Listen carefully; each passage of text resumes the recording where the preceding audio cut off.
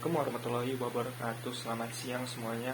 Kami dari kelompok 7 akan mempresentasikan hasil diskusi kami, di mana hasil diskusi kami mengangkat tema teknologi informasi bagi bisnis.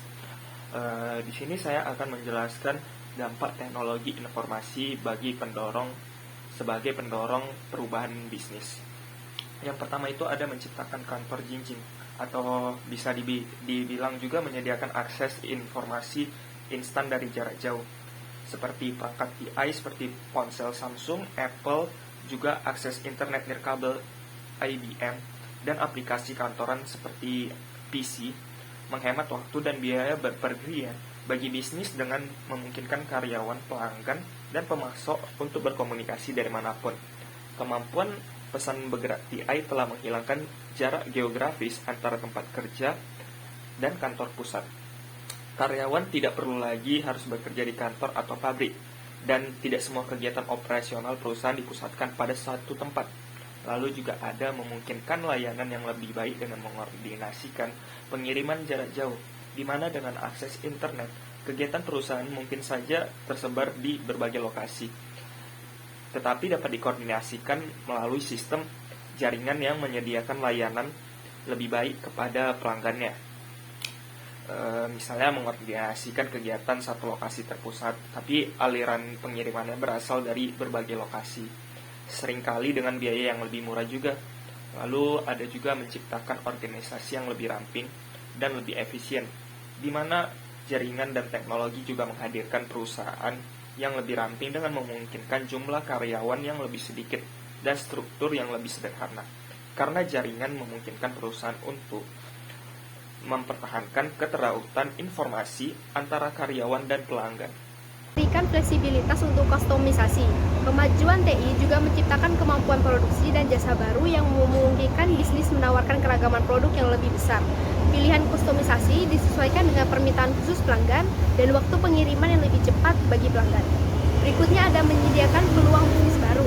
Dengan adanya TI, dapat menciptakan bisnis lebih besar dan mengembangkan produk baru, menawarkan layanan baru, dan menjangkau klien baru. Berikutnya ada memperbaiki kondisi dunia dan kehidupan manusia. Pada umumnya, perkembangan teknologi ponsel, jejaring sosial, jaring rumahan, keamanan kendaraan, dan aplikasi lain tentu dapat mempermudah manusia dan dunia dalam menjalankan serangkaian proses kehidupan. Tujuan ketiga, sistem informasi, mengasah daya saing IT. Sistem informasi adalah sistem yang digunakan sumber daya TI atau teknologi informasi untuk mengubah data menjadi informasi, serta untuk mengumpulkan, mengolah, dan mengirimkan informasi ini untuk digunakan dalam pengambilan keputusan. Ada pula manajer sistem informasi, ialah manajer yang bertanggung jawab atas sistem yang digunakan untuk mengumpulkan, menyusun, dan mendistribusikan informasi. Yang kedua ada pergudangan dan penggalian data. Pengumpulan, penyimpanan, dan pengambilan data dalam file elektronik disebut pergudangan data. Setelah mengumpulkan informasi, manajer melakukan penggalian data, yakni untuk mencari, menyaring, dan menyusun ulang sekumpulan data untuk menguak informasi yang berguna. Jenis-jenis sistem informasi. Ada sistem informasi pengetahuan, ada CAD, Computer Aided Design, ada CAM, Computer Aided Manufacturing, ada sistem informasi manajemen, dan sistem pendukung keputusan. Yang pertama, sistem informasi pengetahuan. Seperti yang telah dibahas pada bab 10 sebelumnya, pekerja berpengetahuan adalah pekerja yang menjadikan informasi dan pengetahuan sebagai bahan baku pekerjaan mereka, seperti insinyur, ilmuwan, dan ahli teknologi informasi untuk merancang produk-produk baru. Para pekerja ini membutuhkan sistem informasi pengetahuan yang menyediakan sumber daya untuk menciptakan, menyimpan, menggunakan, dan mengirimkan pengetahuan baru dalam rangka membuat aplikasi yang berguna. Ada CAD and CAM, Computer Aided Design atau CAD. Sistem informasi dengan perangkat lunak yang membantu pekerja berpengetahuan merancang produk dengan cara membuat simulasi produk dan menunjukkan bentuk gratis 3 dimensinya. Kemudian ada CAM atau Computer Aided Manufacturing.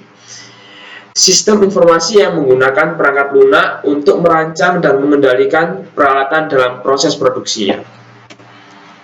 Yang kemudian ada sistem informasi manajemen. Sistem informasi manajemen adalah sistem komputer yang membantu manajer dengan cara menyediakan laporan, jadwal, rencana kegiatan, dan anggaran yang kemudian dapat digunakan untuk membuat keputusan jangka pendek maupun jangka panjang. Yang terakhir ada sistem pendukung keputusan, yaitu manajer yang menghadapi jenis keputusan tertentu secara berulang-ulang bisa memperoleh bantuan yakni dari sistem pendukung keputusan, yaitu sebuah sistem interaktif yang menciptakan model bisnis maya dan mengujinya dengan beragam data untuk melihat hasil responnya. Dari respon tersebutlah yang dijadikan bahan pertimbangan bagi seorang manajer dalam mengambil sebuah keputusan. Internet dan sumber komunikasi. 1. Internet. Jaringan pribadi ini sebenarnya digunakan oleh banyak perusahaan untuk berbagi informasi mengenai teknik rekayasa, distribusi, dan pemasaran. Yang kedua, ada ekstranet. Memberikan pihak luar akses terbatas ke jaringan informasi internal perusahaan. Yang ketiga, ada electronic conferencing. Dengan teknologi ini, sejumlah orang dapat berkomunikasi pada saat yang bersamaan dari berbagai lokasi. Yang keempat, komunikasi satelit (SIP). SIP memiliki penerima yang berada di luar satelit yang berjarak. SIP ini berfungsi untuk bertukar informasi, keuangan, dan persediaan, menyiapkan iklan, dan memberikan presentasi visual acara kantor pusat dan kantor cabang. Ada jaringan arsitektur sistem. Yang pertama, jaringan area luas yang komputer akan terhubung secara jarak jauh antar wilayah atau antar negara melalui kabel telepon jarak jauh, telepon mikro atau komunikasi satelit. Yang kedua, ada jaringan area lokal. Komputer terhubung pada cakupan wilayah yang lebih luas seperti Bluetooth atau Bluetooth. Yang ketiga, ada jaringan kabel menggunakan untuk menghubungkan komputer dan perangkat ke jaringan. Yang keempat, Wi-Fi menggunakan jaringan area lokal, perangkat keras atau hardware. Komponen fisik misalnya open-network, monitor, unit sistem, komputer dan printer, perangkat lunak atau software, program yang memberitahu komputer agar berfungsi seperti disposal pelapar dan aplikasi.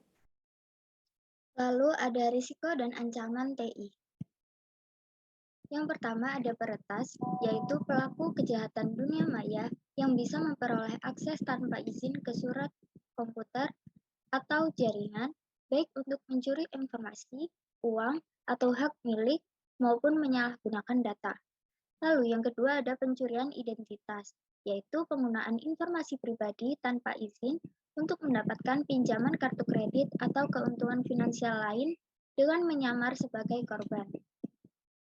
Lalu yang ketiga ada pencurian kekayaan intelektual, yaitu sesuatu yang dihasilkan oleh daya pikir yang memiliki nilai komersial.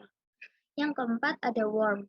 Worm yaitu sejenis virus khusus yang berpindah dari suatu komputer ke komputer lain dalam sistem jaringan komputer tertentu tanpa harus membuka suatu perangkat lunak atau menyebarkan file yang terkontaminasi. Lalu yang kelima ada spyware, yaitu program yang secara tidak sadar diunduh oleh pengguna untuk memata-matai kegiatan pengguna yang dikirimkan kepada seseorang di luar sistem pengguna. Lalu yang keenam, yaitu ada spam, yaitu surel sampah yang dikirimkan ke milis atau forum atau kelompok diskusi daring. Yang keenam, langkah-langkah perlindungan TI atau teknologi informasi. Yang pertama, mencegah akses tidak berizin atau firewall. Firewall adalah sistem keamanan dengan perangkat lunak atau perangkat keras khusus yang dirancang untuk melindungi komputer dari peretas. Firewall ditempatkan di titik pertemuan dua jaringan, misalnya jaringan internet dan jaringan internal perusahaan. Firewall memiliki dua komponen penyaringan data yang masuk. Yang pertama, kebijakan keamanan perusahaan atau run access yang mengenali setiap jenis data yang tidak bisa diinsersikan masuk oleh perusahaan melalui firewall. Yang kedua, router route atau jalur yang tersedia pengalihan lalu lintas, yang menentukan jalur atau rute apa yang dapat dipakai jaringan untuk mengirimkan setiap data setelah disaring oleh kebijakan keamanan. Lalu mencegah pencurian identitas. Fair and Accurate Credit Transaction Act atau FATCA memberikan perlindungan terhadap pencurian identitas dengan menetapkan ketentuan bagaimana organisasi harus menghancurkan informasi alih-alih membuangnya. Ketika perusahaan membuang dokumen yang memuat informasi kredit atau jaminan sosial, dokumen tersebut harus dicacah, dihancurkan atau dibakar, dan seluruh catatan elektronik dalam komputer database harus dihapus secara permanen agar tidak jatuh ke tangan pihak yang tidak bertanggung jawab. Kemudian mencegah virus atau perangkat lunak antivirus. Perangkat lunak antivirus melindungi sistem dengan cara mencari tanda-tanda virus yang dikenal dalam surel atau file data yang masuk. File yang terkontaminasi akan dibuang dan dipisahkan ke dalam karantina agar aman. Banyak virus mempergunakan kelemahan sistem operasi, misalnya Microsoft Windows. Untuk menyebarkan dan mereplikasi diri, administrator jaringan harus memastikan bahwa komputer dalam sistem mereka telah menggunakan sistem operasi terkini yang memuat proteksi keamanan terbaru. Selanjutnya, melindungi komunikasi elektronik atau perangkat lunak enkripsi. Sistem enkripsi bekerja dengan cara mengacak pesan surel seperti acak kata bagi mereka yang tidak memiliki kunci enkripsinya atau kode. Jadi, hanya komputer yang dituju yang dapat membaca surel tersebut. Yang terakhir, menghindari spam dan spyware. Spyware merupakan aplikasi yang bisa membocorkan data atau informasi perilaku atau kebiasaan user komputer yang selanjutnya informasi tersebut akan diberikan kepada pihak luar tanpa diketahui oleh user tersebut. Umumnya, spyware masuk ke komputer karena pengguna mendownload konten atau menginstal program dari situs yang tidak disarankan. Untuk menghindarinya bisa dengan memasang antivirus dan terus mengupdate-nya. Untuk spam sendiri dapat diatasi dengan penyedia jasa internet, Internet Service Provider, ISP, yang memblokir spam bagi pelanggan ISP. Sekian yang dapat kelompok kami sampaikan. Terima kasih. Wassalamualaikum warahmatullahi wabarakatuh.